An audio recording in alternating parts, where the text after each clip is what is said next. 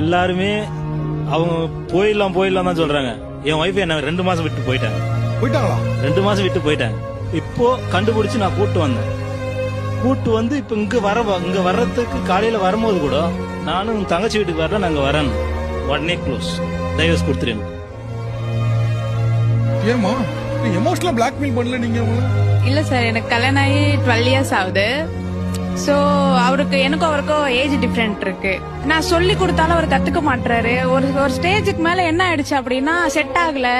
இந்த இன்ஸ்டாகிராம்ல இந்த ஜோடியா பண்றாங்கல்ல சார், அந்த மாதிரி பண்ணோம்னா நிச்சயமா நமக்கு வர்றதில்ல. அந்த மாதிரி ஒரு போட்டோ கூட எடுக்க மாட்டார் சார். அது கூட சார் கத்து கொடுப்போம்.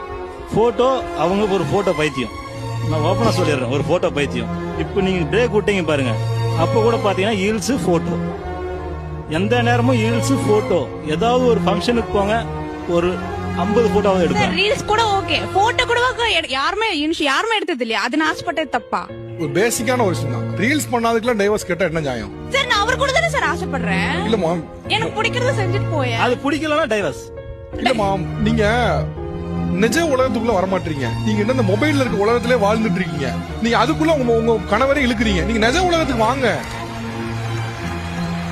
உங்களோட இல்லற என்ன, நீங்க வந்து ரீல்ஸ் பண்றதுல மட்டும் தான் இருக்கா? சார் அதுல மட்டும் இல்ல சார், எல்லாத்துலயும் இருக்கணும்ல சார். எதுவுமே சார், ஒரு வெளில போனா டீசெண்டா உட்காந்து சாப்பிட கூட தெரியாது. கேட்டா நான் படிக்கல, என்ன விட்டுரு, எனக்கு தெரியல. அப்ப நான் யார்கிட்ட